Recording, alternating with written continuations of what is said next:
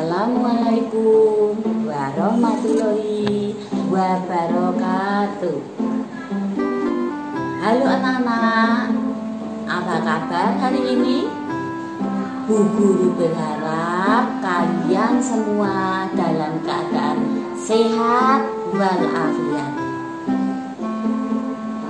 Pada kesempatan kali ini, Bu Guru akan menjelaskan tema 7 subtema 1, yaitu kebersamaan di rumah pembelajaran 1. Anak-anakku, kebersamaan itu sangat penting dalam keluarga.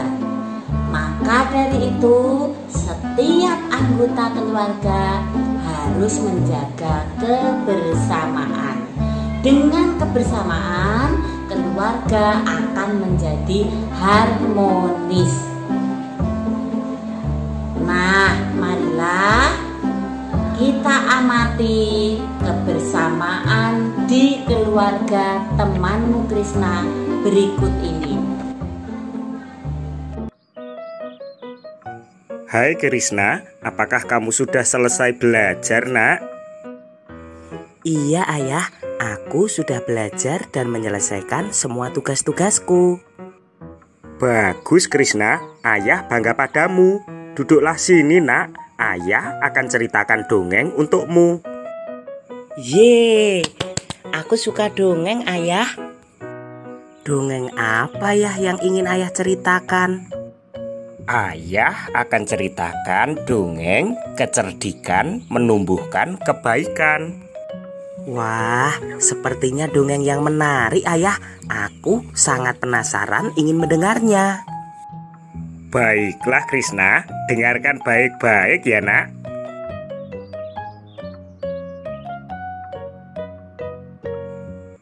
Di sebuah gurun pasir, hiduplah ular dan tikus pasir. Sebenarnya, sang ular sangat ingin memangsa tikus. Sedangkan tikus berusaha mencari akal agar ular tidak lagi berniat memangsanya. Saat itu, sang ular sangat lapar. Padahal, ia sedang tidak mempunyai sedikit pun makanan.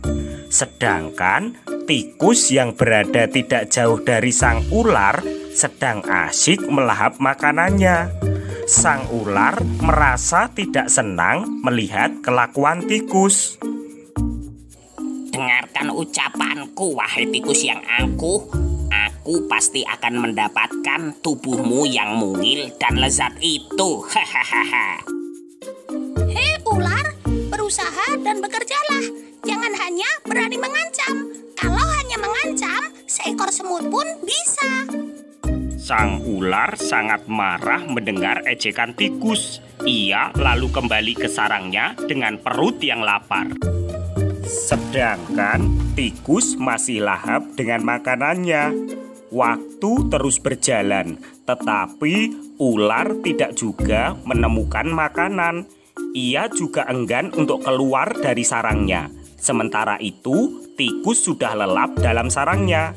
Ular yang masih dalam keadaan lapar segera mengendap-endap mendekati sarang tikus meski ia masih sangat kesal terhadap tikus. Dan kini ular telah berada di sisi tikus yang sedang tidur pulas. Hei tikus, aku sudah berada di sebelahmu dan siap untuk menyantapmu. Hahaha. Tikus segera terbangun dari tidurnya. Sambil berpura-pura menguap, ia mulai memutar otak agar bisa lolos dari cengkeraman sang ular. Tunggu dulu ular sahabatku. Kalau kau ingin memakanku, kau harus berpikir dulu. Kita hanya berdua di sini, tidak ada hewan lain. Jika kau memakanku, maka kau akan sendiri. Kau tidak akan mempunyai teman yang dapat kau ajak mencari makan. Kalau begitu, kau tidak akan makan dan akhirnya kau akan mati. Sejenak sang ular terdiam. Ia mencoba merenungkan nasihat tikus. Jadi, kita tidak bisa hidup sendiri. Tentu, bukankah kita bisa berteman dan tentunya kita dapat mencari makan bersama? Bukankah itu lebih menyenangkan daripada nantinya setelah kau memakanku, kau hanya akan hidup sendiri? Ular mengangguk tanda mengerti. Baiklah kalau begitu, maafkan aku. Tikus pun memaafkan ular. Mereka tersenyum bahagia, kemudian beranjak mencari makan bersama-sama.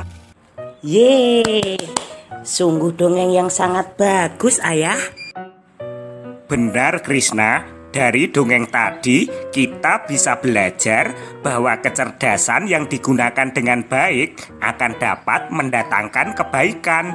Jadi, jangan sampai menggunakan kecerdasan untuk hal-hal yang tidak baik. Iya, Ayah, aku mengerti. Terima kasih, Ayah. Wah, anak ibu nampak senang sekali. Iya, Bu. Ayah menceritakan dongeng yang sangat bagus padaku. Oh ya? Wah, pasti seru tuh. Ngomong-ngomong, ibu buatkan donat untuk kamu dan ayah loh. Ayo cicipi, nak. Donat buatan ibumu pasti lezat, Krishna. Coba kamu sekarang ke dapur. Tolong ambilkan donat untuk ayah setengah saja. Setengah? Apa maksud setengah itu ya? Ayo ikut ibu ke dapur, Krishna. Ibu akan menjelaskan padamu apa itu setengah. Baiklah, Ibu. Terima kasih. Nah, Krishna, sekarang ibu akan jelaskan padamu apa yang dimaksud setengah. Baiklah, Bu. Perhatikan, nak. Ada berapa donat yang ada di piring ini, nak? Ada 1, Bu. Tepat sekali, nak. Nah, sekarang ibu akan membagi donat ini menjadi 2 bagian yang sama besar. Seperti ini.